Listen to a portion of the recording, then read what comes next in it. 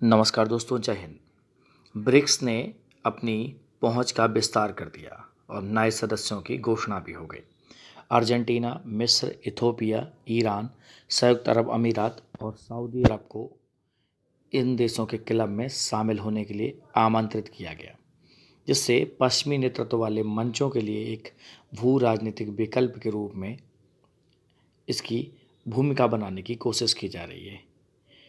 उभरती अर्थव्यवस्थाओं के 5 देशों के ब्रिक्स क्लब, जो अंतर्राष्ट्रीय व्यवस्था को पश्चिम से दूर झुकाने के लिए अब इन्होंने वैश्विक विभाजन या बढ़ते हुए वैश्विक विभाजन के बारे में चिंताओं को ध्यान में रखते हुए अपनी सदस्यता का विस्तार करने की घोषणा कर दी। ब्रिक्स में ब्राज़ील, रूस, भारत, चीन और दक्षिण अफ्रीका शामिल हैं। दुनिया की 1/4 अर्थव्यवस्था का रिप्रेजेंटेशन करता है ब्रिक्स, और तेज़ी से समूह 7, ग्रुप 7 जिसे कहते हो आप G7 और वर्ल्ड बैंक जैसे वेस्टर्न लीडरशिप वाले जो ग्रुप हैं उनके प्रभुत्व को कम करने की कोशिश ब्रिक कर रहा है, ऐसा माना जाता है और पश्चिमी मीडिया ये मानती भी है। जोहान्सबर्ग में अपने शिखर सम्मेलन में इस ग्रुप ने घोषणा की कि अर्जेंटीना, मिस्र, इथोपिया, ईरान, सऊदी अरब अमीरात को इसमें शामिल किया जाएगा और उनकी सदस्यता अगले साल जनवरी से शुरू होगी। बढ़ता हुआ पोलराइजेशन और इसी बीच ब्रिक्स ग्रुप्स ने कहा कि वह विश्व की शांति में विविधता लाना चाहता है और विश्व की शक्ति संरचना में भी विविधता लाना चाहता है। यूक्रेन पर रूस के आक्रमण और संयुक्त अरब अमीरात और चीन के बीच आर्थिक और सुरक्षा मुद्दों पर तनावपूर्ण संबंधों से ये पोलराइजेशन और गहरा हो गया है। दुनिया के अमीर देशों के बीच फंसे छोटे देशों को प्रतिस्पर्धी देशों का पक्ष चुनने या उनसे अलग हटने या बीच का रास्ता अपनाने के दबाव का सामना करना पड़ रहा है। जैसे इस ग्रुप में तेहरान को शामिल करना, चीन के मुख्य प्रतिद्वंदी संयुक्त राज्य अमेरिका के साथ जो शत्रुतापूर्ण संबंध है, उससे पता लगता है कि चीनी और रूसी दबाव भारत, ब्राज़ील और दक्षिण अफ्रीका जैसे सदस्यों की चिंताओं पर सफल रहा है, जो पश्चिम के साथ मैत्रीपूर्ण संबंध बनाए रखते हैं। चाइना ग्लोबल एक साउथ प्रोजेक्ट के एक रिसर्चर हैं, उन्होंने भी कहा था कि ईरान जाहिर तौर पर एक बहुत कठिन विकल्प है और मैं ये सोच सकता हूँ और कई सदस्यों की ये चिंता भी हो सकती है, क्योंकि इससे जो वेस्टर्न पावर हैं उनके साथ तनाव बढ़ सकता है और मुझे ऐसा लगता है कि अनिवार्य रूप से ये ऐसा होने वाला भी है। अगर देखा जाए तो बहुत ज़्यादा बड़े परिप्रेक्ष्य में समझें या इसको बहुत ज़्यादा डिटेल से समझें तो इस समूह में और देशों के आने से इस समूह की इकोनॉमिक पावर बढ़ेगी।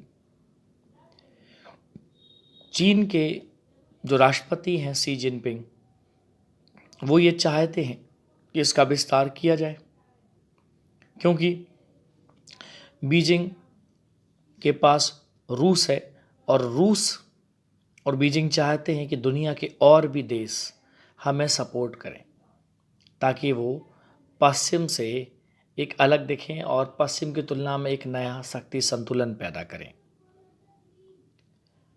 समूह के कुछ लक्ष्य हैं, जैसे जो अमूमन कुछ हद तक सफल भी रहे हैं और कुछ हद तक विफल भी रहे हैं। जैसे अमेरिकी डॉलर के लिए एक प्रतिद्वंदी तैयार करना, उसके लिए एक ब्रिक्स करेंसी डेवलप करना, एक ब्रिक्स की मुद्रा को स्थापित करना। अब जो ब्रिक्स के मेंबर्स हैं, जो सदस्य हैं, इन्होंने ब्रिक्स के एक्सपेंशन पर अलग अलग अपना विचार दिए। कई नेताओं ने शीत युद्ध की याद दिलाने वाली विभाजनकारी वैश्विक व्यवस्था की वापसी के खिलाफ चेतावनी दी। भारत, जो चीन के साथ क्षेत्रीय विवाद में फंसा हुआ है, ने चीन के करीबी देशों के पक्ष में अपनी भूमिका को कम करने से बचने की कोशिश की। ब्राज़ील और दक्षिण अफ्रीका यूरोप और उत्तरी अमेरिका में अपने साझेदारों को अलग करने से बचना चाहते हैं। अब इस विस्तार की घोषणा के बाद दक्षिण अफ्रीका ने यह दिखाने की कोशिश की कि ईरान को शामिल करने के बावजूद हमारा ये समूह है जो ब्रिक्स, वो वेस्ट के प्रति उससे कोई शत्रुता नहीं होगी। ये समूह एक अलग है और एक क्षेत्रीय समूह है। अब ब्रिक्स की इस कॉन्फ्रेंस में दक्षिण अफ्रीका के जो प्रतिनिधियों हैं उनका ऐसा मानना है कि अब समय के साथ बदलने की ज़रूरत है और ब्रिक्स यही कर रहा है। आइए और ज़्यादा समावेशी बनते हैं और ज़्यादा इंक्लूसिव होते हैं।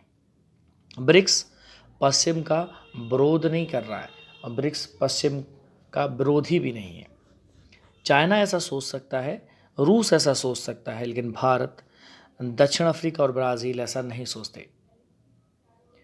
अमेरिका की तरफ से भी ऐसा सोचा जा सकता है कि अमेरिका के प्रभाव को कम करने के लिए ब्रिक्स का एक्सपेंशन हो रहा है। ऐसा अमेरिका की तरफ से कई बयान भी आए हैं, लेकिन अमेरिका ने कहा है कि वह ब्रिक्स को किसी भी प्रकार के प्रतिद्वंदी के रूप में नहीं देख रहे। संयुक्त राज्य अमेरिका के ब्राज़ील, भारत और दक्षिण अफ्रीका के साथ मजबूत संबंध हैं। अमेरिका का तो ये भी कहना है कि हम चीन के साथ अपने संबंधों को मैनेज करना जारी रखेंगे और हम रूस की आक्रामकता का विरोध करना भी जारी रखेंगे। खैर, ये बातें तो अलग हुई। इस समूह के तेज़ी से विस्तार जब होगा तो इस समूह के विस्तार पर जोर देने से नए सदस्यों को आने का कदम, या नए सदस्य जब यहाँ आएंगे तो ये एक वेलकम मूव होना चाहिए। नए सदस्यों के आने से कई सारी चीज़ें आएंगी। जब भी कोई संगठन बड़ा होता है, उसमें ज़्यादा लोग होते हैं, समूह का विस्तार होता है, तो समूह में इकोनॉमिक आदान प्रदान भी बढ़ता है। अब देखते हैं कि हमारे प्रधानमंत्री जी मोदी जी ने क्या कहा। उन्होंने कहा कि यह एक संदेश है कि दुनिया के सभी संस्थानों को बदलते समय के अनुसार खुद को बदलने की आवश्यकता है। जिन देशों को इसमें शामिल होने के लिए आमंत्रित किया गया था, उनमें से कुछ का पश्चिम के साथ अच्छे संबंध हैं। जैसे जो मिडिल ईस्ट में देखा जाए, जो ब्रिक्स क्लब्स के सबसे बड़े व्यापारिक साझेदार है सऊदी अरब। सऊदी अरब ने चीन के साथ भी संबंध बनाए हैं और अमेरिका के साथ भी अपने संबंधों को बना कर रखा हुआ है।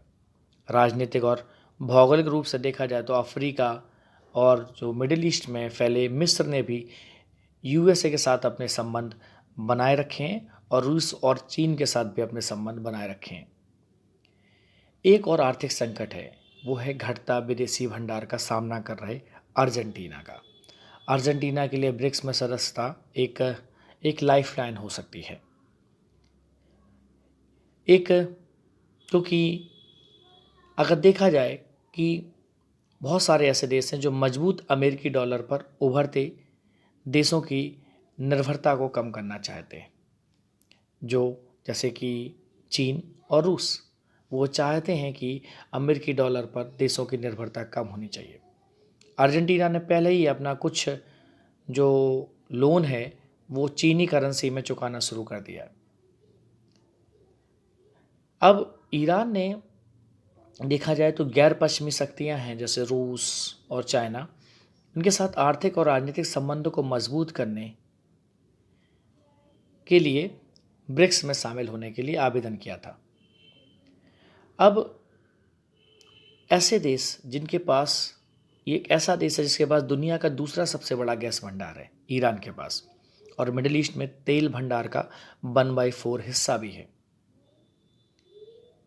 अब देखा जाए तो ये चीन को बहुत सस्ता तेल बेच रहा है। इस वजह से ईरान का बिजनेस भी काफ़ी स्ट्रांग है। संयुक्त अरब अमीरात, जिसे औपचारिक सदस्य के रूप में आमंत्रित किया गया था, वो जून में ही ब्रिक्स के न्यू डेवलपमेंट बैंक में शामिल हो गया था। तो अब देखना ये होगा कि आखिर इन सभी देशों के व्यूज़ क्या हैं और ये इकोनॉमी को किस प्रकार आगे बढ़ाते हैं, ये तो समय के साथ ही पता लगेगा। फ़िलहाल अगर जो भी मीडिया ब्रीफिंग आई वो मैंने आपको बताई। अगर इसके बाद आगे कुछ आता है तो तो हम लोग नेक्स्ट वीडियो में देखेंगे कि ब्रिक्स के विस्तार के इफेक्ट ग्लोबल इकोनॉमी पर क्या पड़ेंगे और शक्ति संतुलन दिशा में क्या प्रभाव होगा, क्या मल्टीपोलर वर्ल्ड या फिर दोबारा ये बाईपोलरिज्म डेवलप हो रहा है। चलिए इसको जानेंगे हम किसी नेक्स्ट वीडियो में। नमस्कार, जय हिंद।